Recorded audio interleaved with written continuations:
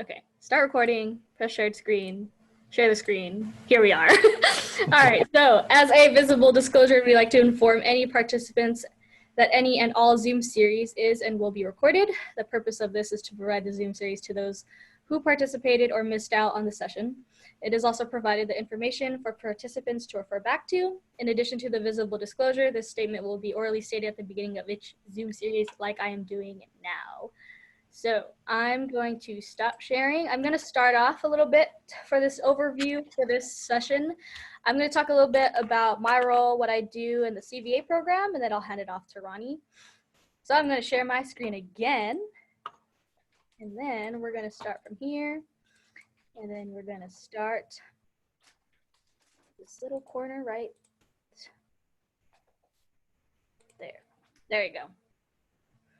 All right, so I have a lot of different logos and patches up here right now. So most people don't know what the Community Volunteer Program, Ambassador Program is. It used to be the Centennial Internship Program.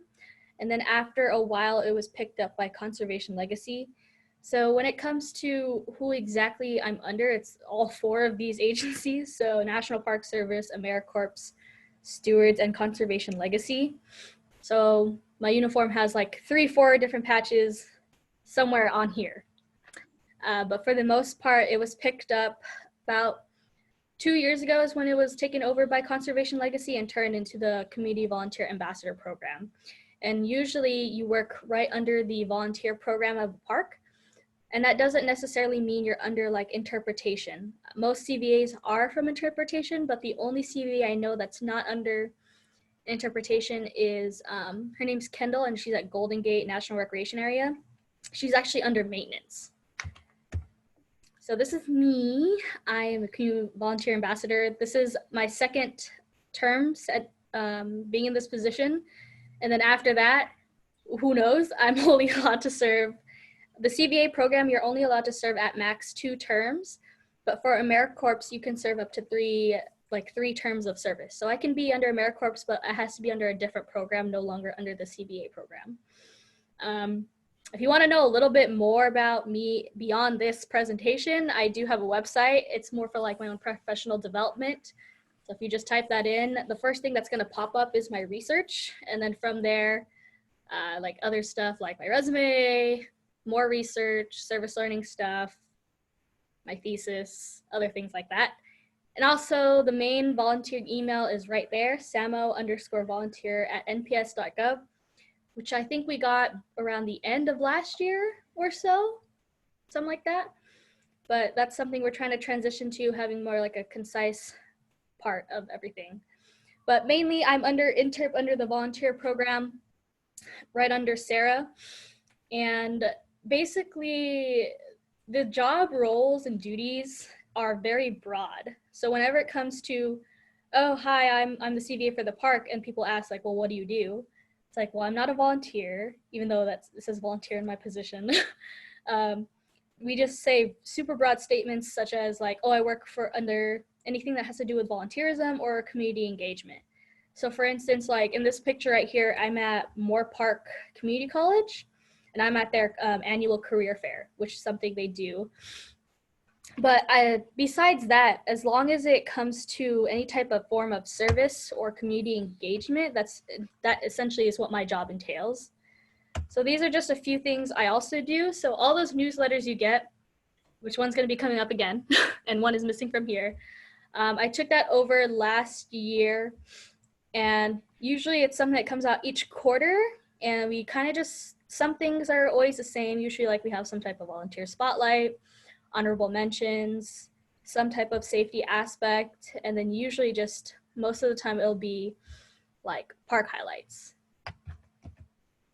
Beyond that, these are partnerships that I like to think that we have like a more long-term partnership with. So UNLV is the University of Las Vegas. They have this group called Alternative Breaks. Not all colleges have it, but it's usually like a universal like club organization on a campus that their central main duties is doing service learning or community outreach or engagement or service for public lands, their community or county or federal regional. So from this one, in March, they were with me the whole duration of spring break, and every day we did something. And then in November, they were only able to come out on the weekend, and then we just did like a few different things. And then we were able to do partnerships like beach cleanups at Channel Islands. One of the pictures, this one right here, this was at the top of Inspiration Point with the clouds rolling in. This one right here is Zuma, like post-fire, here inside the op. And right here, Ventura Harbor Beach, I believe, the beach cleanup.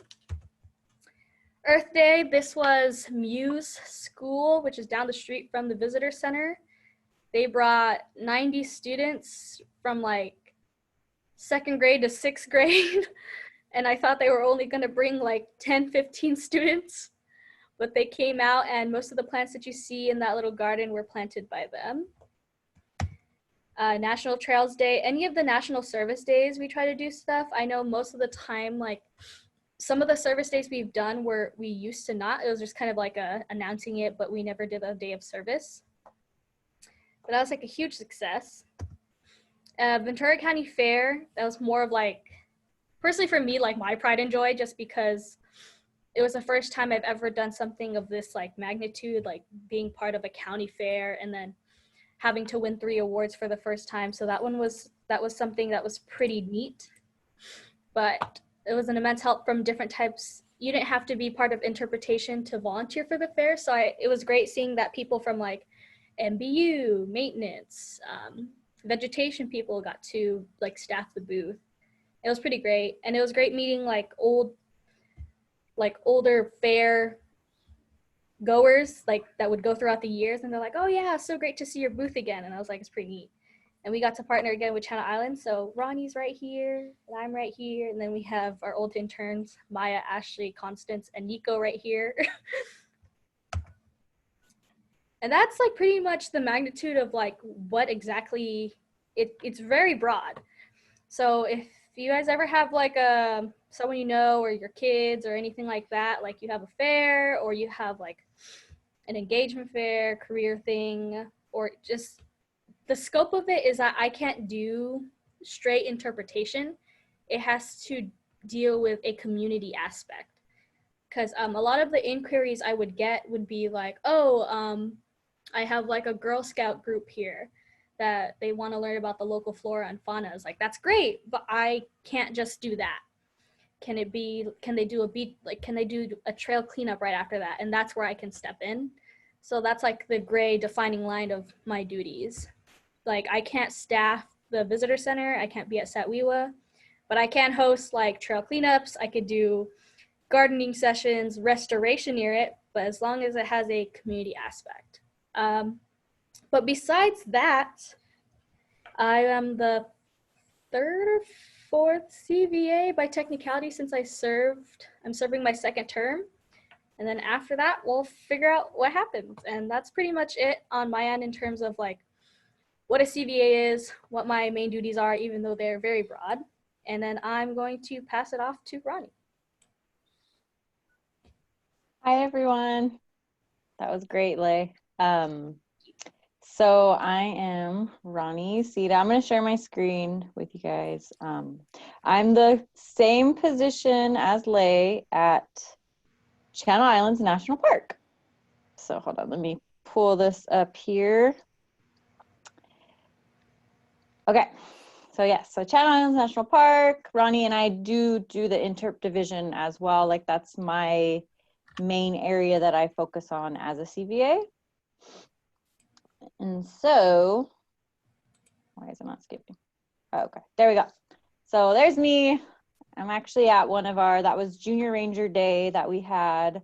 And we just had a small table set up with all of our Junior Ranger stuff. And it was really fun. So I pretty much do what Lay does. I'm anything with like outreach, community, or I also I assist our coordinator, which I don't know, some of you may have heard of her, Lauren Boros. She is our volunteer coordinator at the park. And so I just assist her with what she needs, which a lot of it is I process a lot of our volunteer applications. So people that are sending their applications in, I go through them and I pick which volunteer supervisors would be fitting.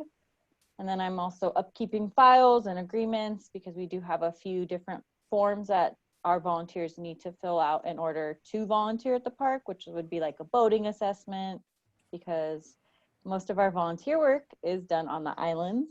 So you have to make sure you're fit to go on a boat and all of that good stuff. I also get to be a work leader on the island. So we get big community groups or even schools and stuff like that that come out to the islands and they do some restoration work for the day.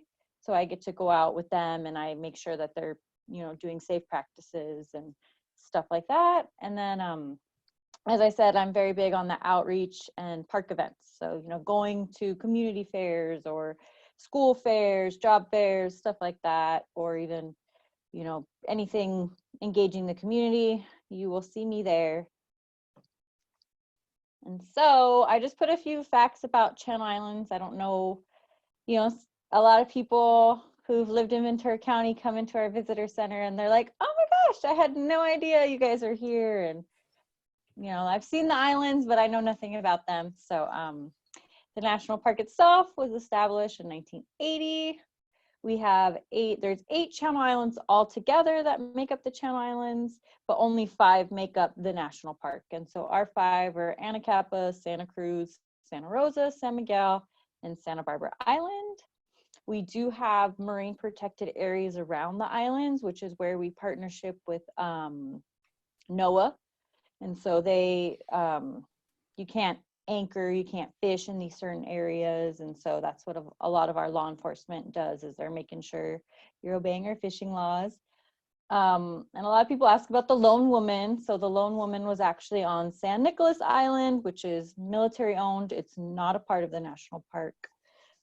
There's no fees to come to the park. So if you came to our visitor center and you actually get to the island, so if you're a private boater and you're able to go to the islands, there's no fee for you. You just get to go. But if you did want to go and visit, you would need to pay a boat fee, and that's all that you would do.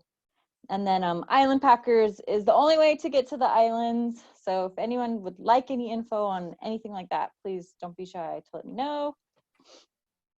And then, so just a few things about our volunteer program. A lot of our volunteers are long-term, just due to the park demographic.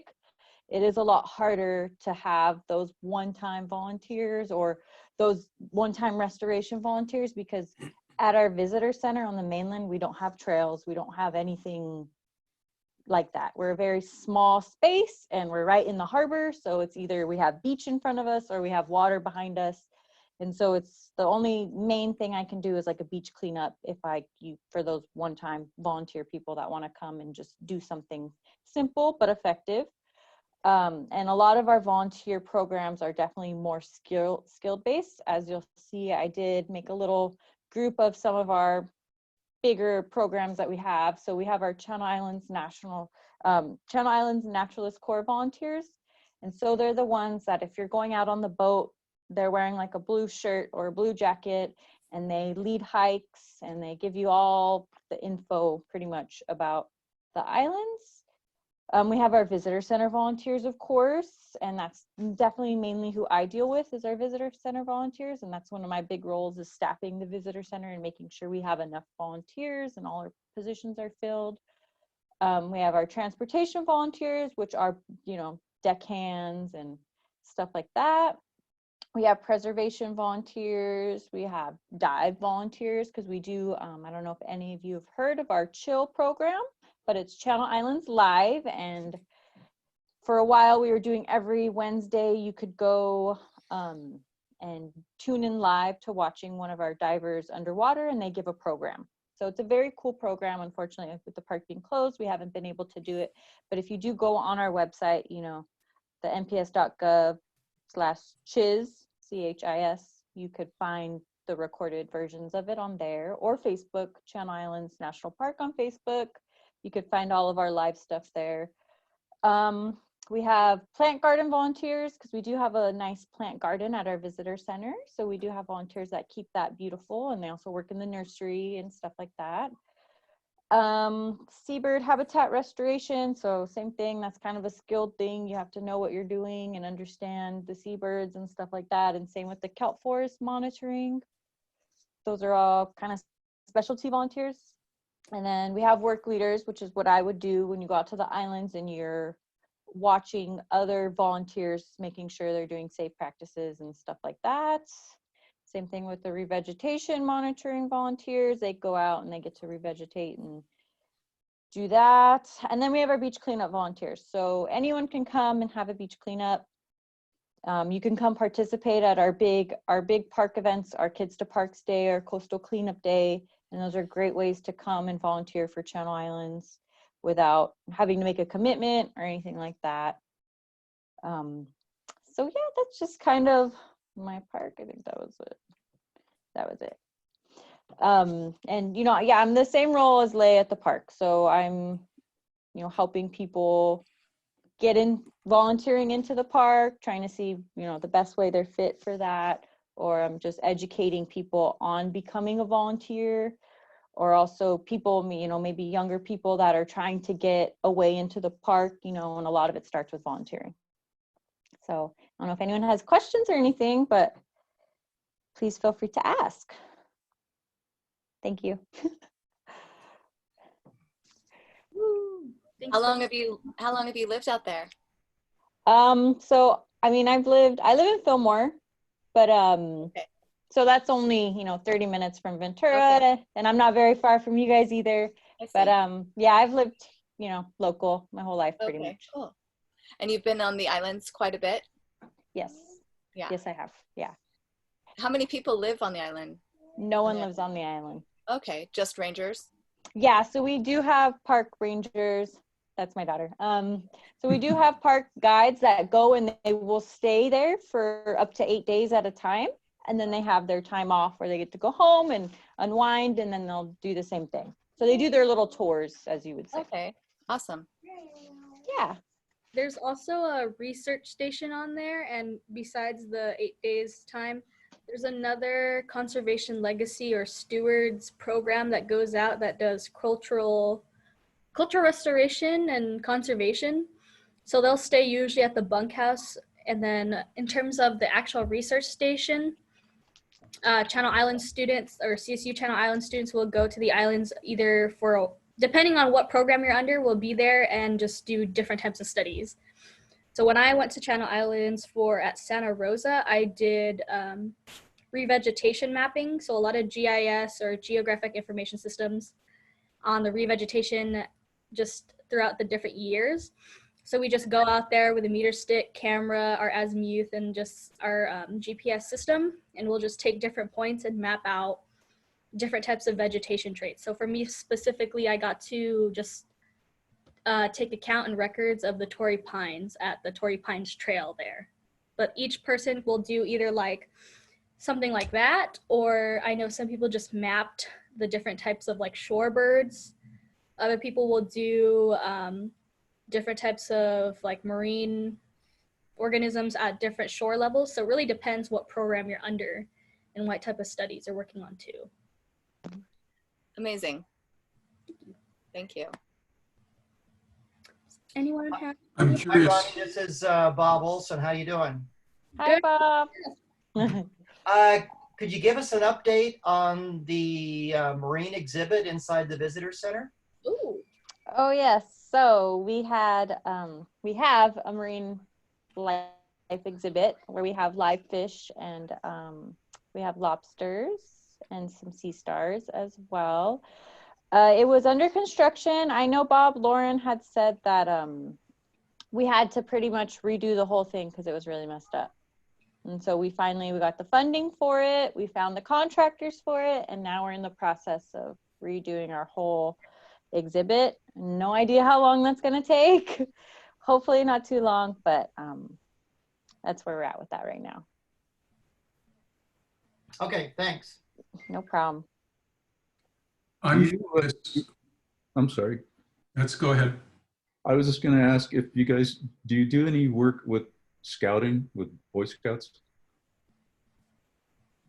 Yes. So I personally have had Boy Scouts come out, and we've had a troop. I think they're a pretty regular troop that come out to Anacapa Island, and they do some restoration work with us. Have you heard anything about, I've been reading recently that Boy Scouts of America is bankrupt. Whoa, I didn't know that. Yeah, same here. I have not heard anything about that. That's very unfortunate. Yeah, it would be bad because I know Mike Malone does a lot of work with the Eagle Scouts. Yeah. Yeah. He brings a lot of numbers for that, for maintenance and skilled. It's like skilled. We have different categories when it comes to like archiving and recording hours. So all those beautiful timesheets that everyone hands in, they go into specific categories, which go into our annual report or end of the fiscal year report for volunteer programs. But essentially, like each volunteer program, depending wherever park you're at, we get placed for different things, whether it's like we get the most service hours, most long-term volunteers, most episodic volunteers. It really depends. I know for us, our numbers, our biggest hour contribution numbers come from law enforcement and protection, which is usually MBU, since there's so many of them and a lot of them patrol a lot of hours. And then the others would be like interpretation for the education programs, our interns, and then also our natural and cultural resources, because a lot of the vegetation interns or biotechs will go out for, they'll have like their just barely 6-month internship, but they get their full time. So it'll be like 6 months of every week being 40 hours more, and then having that be times by however many weeks. But Boy Scouts brought in a lot for just skilled workers and deferred maintenance. So I did not know that. Right, they're a great resource. It was something I read a couple of weeks ago, and then I haven't heard any more about it. So I'm not sure. Just wondered if you guys had heard anything about that. I have not. No. It's pretty interesting though. Mm-hmm. So I'm curious about the long-term volunteers and sort of tying into that here. Is there a vetting process, or do we just take a warm body?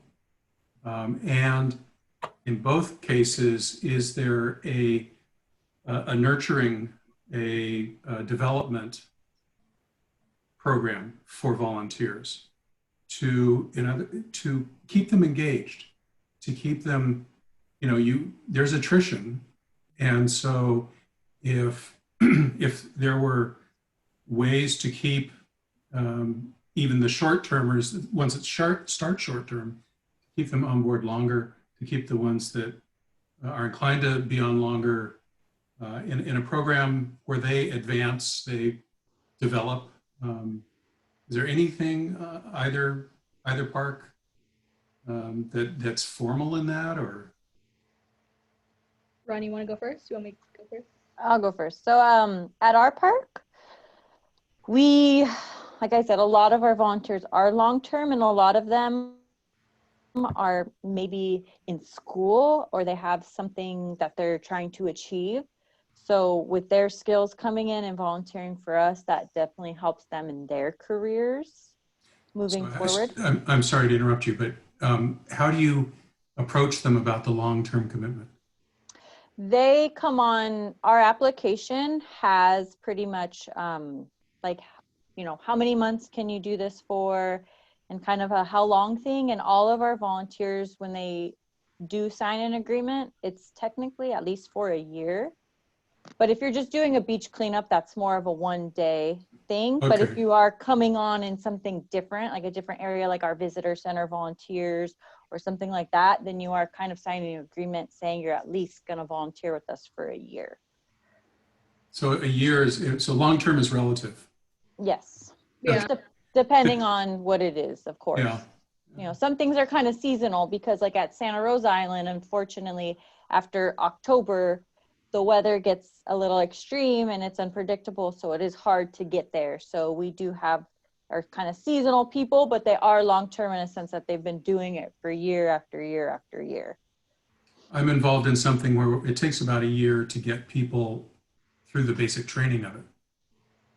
and they really aren't that familiar with the program until a few years into it. And so that's why I'm asking about the long term and just the development of volunteers in general. That's definitely why we have more of a skilled-based set of volunteers. So when I'm getting applications, we do ask certain like categories of what do you have knowledge in, or do you have, you know, your CPR thing, or are you able to work with heavy hand tools, stuff like that. So we do ask certain questions to get an idea of what this person is capable of. So that way, when I do send it to the volunteer supervisors, they, like in our preservation, our volunteer supervisor for preservation, he needs people that work with tools, that kind of know how to put up a fence, know how to do certain things. So when I'm looking through applications, I kind of make sure like, hey, this person was a carpenter. They'd be great for you, stuff like that. So so I do look on applications for certain skill set for certain volunteer supervisors to make sure that it could work out for them and be a long-term thing. So can I add something to that? Ralph, going back to your question on developing volunteers. So working with Lenny from the Washington office, every park is different, and even their volunteer programs may be different how they're run or the size and stature of it.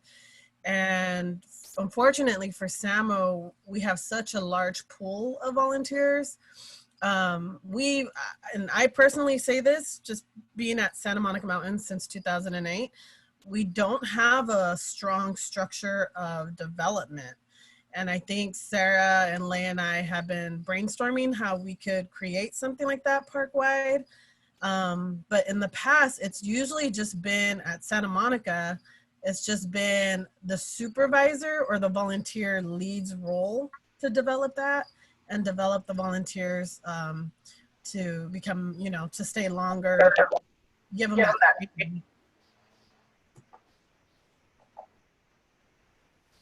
Yeah. Riza, are you still there? Yeah. She got Okay. yeah. Go ahead, Leigh. Sorry. Some programs, like for instance, it really is like what Riza said, between either the volunteer or whoever the volunteer supervisor is. Like for instance, long-term to them is only 6 months, depending on what program you're under. Some are just 3 months. Some are just over the summer. In terms of keeping people on, I feel like those who end up, like, it doesn't feel like we're the ones saying that you could stay on if you want to. It's more like, hey, I've been doing this for some time. I'm kind of interested in wondering if I could extend or if there's other programs. And usually that's how they end up becoming, like, staying here for so long. Like, I've met a lot of vegetation interns that are like, oh yeah, I did this 3 months, but I was wondering if there's like another opportunity that's coming up, even if it's not the same thing. For more episodic ones, like I do my monthly restoration events at the Yerba Manza, I'll meet a few people there that come to each one, and they just kind of, that's the only thing they want to do. Like, they're like, yeah, this is like the perfect time for us to come out, and you do it at a great time, and it only happens once a month, and that's pretty much it. It's up to them if they would want. I always suggest them, like, oh, if you want to do this, like, either help out more, like you want to stay longer, if this is something you want to do, I can sign you up as a long-term volunteer, but that's completely up to you. Like, we don't have this like dire need in a sense, and that's something we don't really have set up either. I think in terms of park-wide, we're top 3 in terms of like our volunteer program. And I think, what was it? I don't remember, Riza, what that email from David was. The service hours that we were the top in the region. I really forgot it. Yeah, yeah, we were the top in the region for the most volunteer hours, I think, service-wide. But I think that was because you were hounding everybody for their timesheets. You guys get my emails. Like, hi guys, I hope you guys are doing well. Please put in your timesheets. Something I always forget to do. I like when I get when people mail them in. I kind of like that. I mean, it's completely up to you, yeah. But like, I remember, like, I think Pam, you would mail in your timesheets, and I'd be like, oh my god, it's Pam's timesheet. No, and then I was mailing them to you, and then the people I volunteer with said, oh no, you need to give it to Mary personally, and I'm going, I've never done that. And then I started to do it and I go, I don't know. Then she'd like go, I don't know what to, she'd set it down. I go, boy, I hope this gets turned into lay. So, okay, I'm going to mail to you from now on. I'm back to mailing them to you. Because it says on the form to mail it in. So I'm going, There's it's interesting. I've gotten a few different timesheets, not even the ones that we provide. We did have a volunteer, Bruce. He's at Solstice like 24/7, and he sends me an entire Excel workbook. It'll be how many years he's out there, how many miles he's done, and it's like since the beginning, since he's been volunteering. So that workbook's probably like 20 sheets, 20 tabs. And he's like, oh, everything's at the last sheet. And I was like, okay, great. But as long as you get them into me, that's fine. I've gotten emails, papers, Excels, Word documents. So it's really important. It's what supports our program and it aids in our success. So, and I appreciate all of it. When you talk about long-term volunteers, I think some of the programs by nature, like the education programs, you need to commit the whole year at a time. That I've noticed, some of the volunteers, like some who are actually with us today, have been doing this for many years. And, for me, it's my second year in education, but it's my 6th year in interpretation. So I think some people just tend to gravitate towards, okay, this is what I do now. And then other programs, like beach cleanups or trail maintenance, or that sort of thing, or just kind of, well, how can I help out this weekend? Yeah.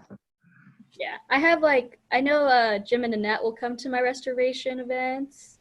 I started out back in 2017 originally as an education intern. So that used to be my thing for a good while. And that's the only thing that I think is like short term is whenever we have like our ECO or EKIP interns or like our education seasonal, that's the only time I've seen like they'll come and go. But it's kind of like they'll come and go for like a longer-ish time. But then I've noticed that our education volunteers are the ones that stay that's like consistent. And our VC and our site WIWA and so there's like different divisions that have like consistent volunteer bases. So it really, really depends. But is there any other questions for me, Ronnie, Riza? Is there any update on the witness tree? I do not know. Riza, do you know? The last thing I saw was mid-May. I thought I saw May 17th, 18th. So that's different from last week. It was 12th to 13th. Yeah, I saw this just recently on our squad notes. So those are the 2 dates I've been seeing is the 12th, 13th or the 17th and 18th. I went out last week after this session to see if I could drive down and actually see if the witness tree was there, but it's too far away from the road. And so I couldn't really see anything to give you an in-person report since I'm not allowed in. It's open now, right? The parking lot's open, I think, this week, right? Oh, great. Then if the parking lot's open, then I'll go back and see if I can look. Yeah. Last week it was out of the question. It was too far away. How would you, just in general terms, differentiate the 2 parks volunteer demographics?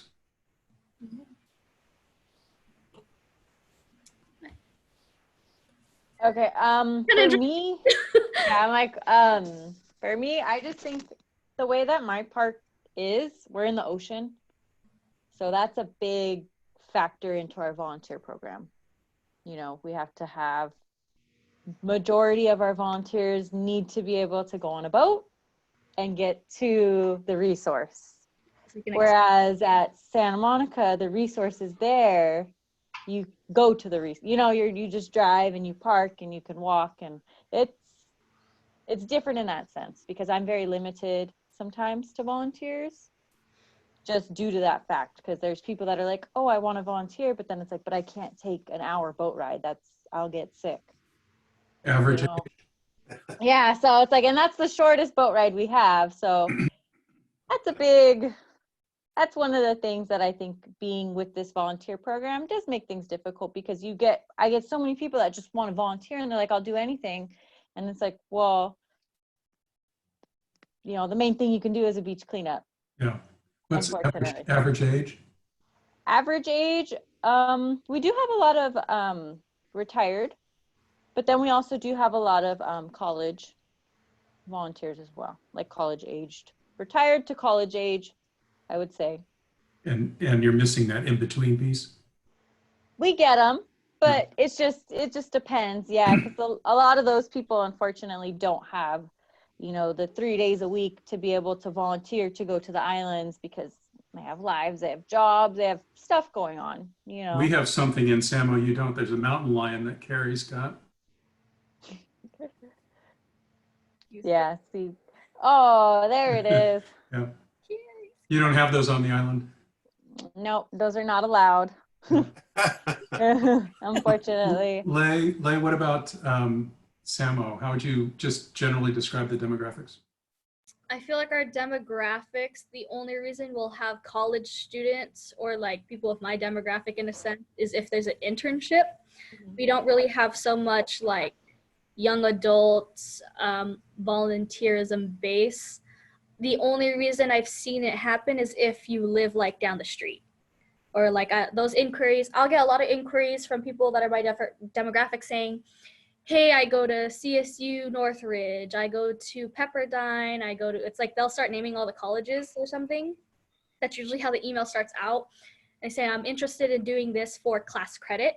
So most of the time it's either, if it's an internship opportunity, class credit, service learning, or community service base is the only reason I'll get people of my demographic, unless you like live down the street, or the email usually starts off as, I've been hiking the mountains since I was 5 and I'm at that age where I could start, like, I have the time to start volunteering, or like, but the limitations will be much more. So they'll be like, I'm a college student, I work like Monday to Friday, I'm only available on the weekends. And it's like, okay, are you trying to do this like long term, or are you trying to do this like you're just interested in knowing what volunteer opportunities we have like on a monthly basis? And that's where I usually start. Besides that, our demographic is mostly likely on the retired side as well. And in terms of youth, most of our numbers will come in for episodic through like education programs, or whenever like an elementary school reaches out, or a teacher says, hey, I have a bunch of students and for this day we're trying to do an event, something like that. Do you wait for a community to come to you or to have an event to reach out, to do a presentation, some sort of outreach there? Or do you contact communities around the park? Both. Likewise, Ronnie, yeah, both? Okay. Mm-hmm. It really depends, because like we do have everlasting like partnerships. Yeah. So for instance, like with Moore Park, I know they always have their annual career fair. So that's usually something, sometimes we're already on the email list, and other times it's like, hey, I see your guys' event is coming up. Are we still able to do what we did last time? And they're usually like, oh yeah. The hard part is not every person of the community demographic is the same. So like, for instance, for the Ventura County Fair, the fair people completely changed. So the contacts I originally have, they were gone. And then I had to do like the standard way of I had to register to have a booth. And that's when I met, it was our first time running the fair as well. And we did the whole partnership with Channel Islands, and you guys had your marine sanctuary volunteers. And then other events are like, say I'm just like in a community. I think that's what I like about like CSU Channel Islands, is because there's like, we have like those poster boards around school, and then I'll see flyers saying like, we have this coming up, we have this coming up, and there's like a contact. Yeah. Other times, I get a lot of scout inquiries, and it'll always start off with like, hi, I'm 17, I'm gonna turn 18 soon. Do you have an Eagle Scout project available? What about outreach to, because you both have spoken of this senior population. or demographic. How do you outreach to those people? Ours is specifically the Go Bell Senior Center in, is it Thousand Oaks?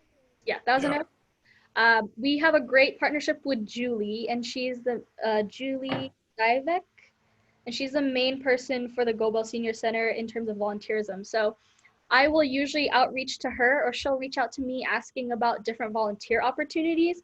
And then she, beyond the VIP list that I have, she has her own, and she sends a blast to everyone. So it's kind of like a great partnership dynamic for that demographic. Julie's great. I highly suggest going there. And for us, a lot of it is our volunteers kind of give a word of mouth to their friends. And then before you know it, we have all these awesome friend volunteers volunteering for certain stuff. And So nothing formal. so, yeah, we don't do anything formal. I got involved after a bird fest at King Gillette Ranch. I went there with a granddaughter, and there were big tables out in that sort of garden area. And I signed up to, and that's how I've ended up out at Satwewa and in a few other places. So that bird fest thing, I think, is probably, I mean, that's just a once in a while event, but that's how I got involved. Yeah, and same for our park when we do events like that. It just depends on the person and obviously what they have going on in their life. At the fair last year, I actually had some older people that wanted to volunteer, and they got my info and I got them into volunteering. So it just depends.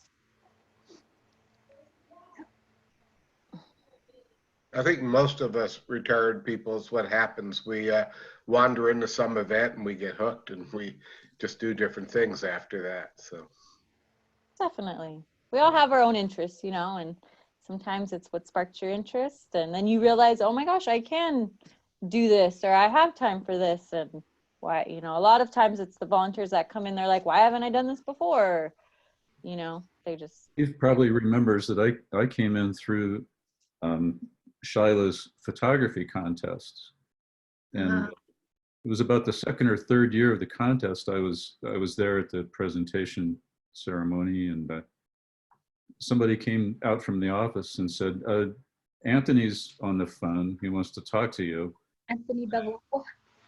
So he had just got transferred down to Deb's, and he said, I need someone to take over the bird walks. Would you be interested in that? And I said, well, what, walk around and talk about birds? I could do that. That's how I can. And then suddenly other people kind of got their hooks in and started asking me about other things. And now I do a ton of different stuff. And it's just been amazing. It's kind of an organic intake that you have that you don't even have to work at sometimes. Yeah. It's awesome. Interesting how we get started, because Ronnie used to volunteer for Channel Islands, Mm-hmm. and then Lauren was like, hey, there's this thing you should apply. Yeah, I wouldn't be with like National Park Service if it weren't for my school, to be honest. One of my professors, he's worked closely with a lot of people that work here at SAMO now, like Mary, Lauren, Ileana, if you guys know these people. But he announced this thing at the end of class, and he was like, you should apply for this thing that's happening. And freshman me was like, I'm probably not gonna get it. I'm just barely a freshman in college at that time, but I applied with my 1-page resume with like 1 job experience. And I got it, and then here I am 3 years later, still here. I'm just kind of. I remember when I first met Pantera, I met you at the restoration event at Peter Strauss Ranch, because we had just a post-fire, and you guys were stationed there, and I met Bo. Yeah. So that was pretty cool. It's really cool to get started. That was such an amazing event, and it was such a great way for us to get integrated and incorporated with the park and some of you guys. And it was such a beautiful project just after the fires, being able to come up and actually get our hands in the dirt and plant. That was so beautiful. And for my daughter, we never forgot that. And so yeah, that was definitely a very inspiring start to our volunteering here. Yeah. If you guys didn't know, Centera is the Circle X camp host. Hi. Circle X. Yes, we have just opened the trails officially as of Friday. So the parking lots are super full, but I'm not working the station right now. So I don't know. I honestly pop out every now and then just to check in and see how things are going and play parking attendant. But it's great up here. Will Peter Strauss be open again in a while, or is it open? Or Peter Strauss Ranch, what's happening with it? I don't know. Do you know, Lay? I do. Riza, do you know? I'm pretty Riza. sure because of fire reasons, for safety precautions. It looked pretty closed when I went by it the other day. So I just wondered, I hope will they eventually have it come back? Because it was great. It was a beautiful place to go. I mean, Well, the house is gone. Yeah. I think they were originally planning on reopening the grounds and everything sometime this year prior to the pandemic. I'm sure it's going to be on hold. Yeah. Another reason why Peter Strauss was closed was due to the one bridge access. Yeah. So I think once they figure out what they're going to do with that bridge and make it wider, I think that might be when it'll open up to the public and all. But I know that was a major factor for our superintendent and the management team to decide on, because just of the traffic that could happen there. Yeah. That makes sense. It's pretty narrow and pretty hard. And there's a stoplight right in front of it now. It's really weird. Yeah, and I've driven through with the stoplight, and an oncoming car went right on through on a red. So I was happy that I was like the third car behind, but still, like, some folks are not noticing that. Yeah. I had a question. Are there as many internships now as there were? I started volunteering back in, I think, like 1993 or 1994.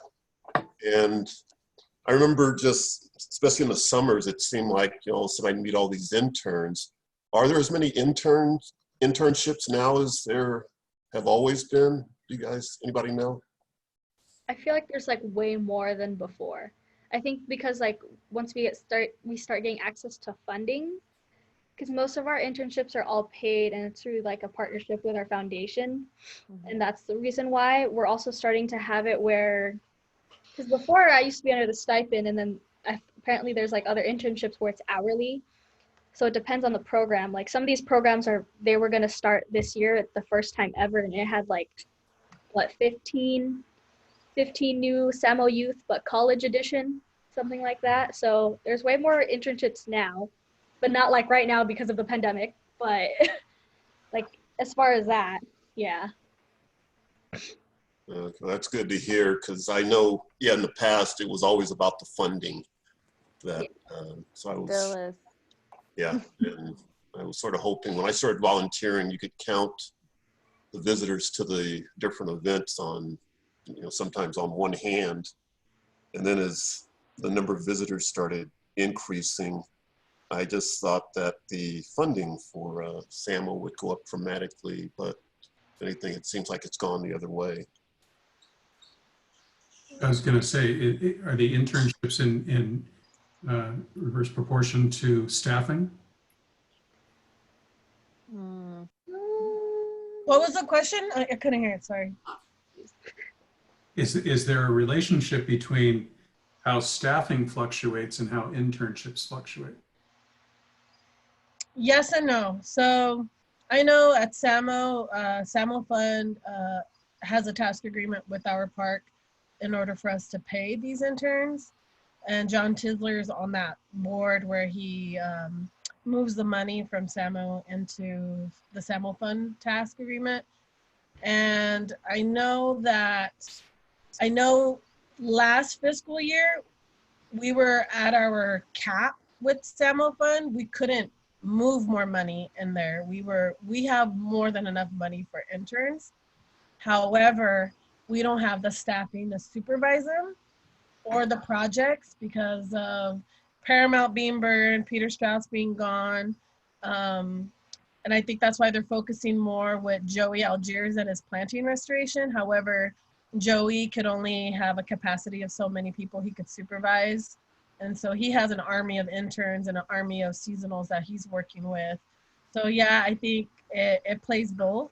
It turns into a balancing game, just trying to figure out where and how we could use interns and use the funding source for it as well. But I feel with the park service in general, staff are always moving from park to park to park. It's hard to keep that momentum and continuity up.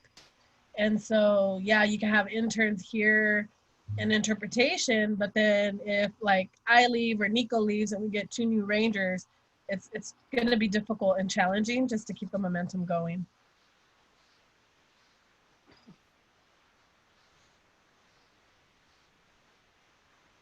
So when you're talking about senior groups, I had an outreach from the Calabasas Senior Center. We actually had a bird walk scheduled for last month. Of course, it was canceled, but is that a new player? That I think that actually, I think that came from you, Leigh. The Calabasas one? Yeah, the lady's name was Kathy Milbrand. Does that ring a bell? Personally, no, I'm not too sure. I actually didn't know there was one in Calabasas either. So it would be great if that would be a new partnership too, though. Yeah, you should check them out. Her name again? Is it Kathy? Yeah, Kathy Milbrand, Milbrand, and it's the Calabasas Senior Center. They do a ton of programs, and they were very interested in bird walks and birding. I was going to do some more programs with them, but their whole spring and summer has been canceled now. But potentially start up again in the fall, but we'll see. We're all in a waiting game. Yeah. Is there a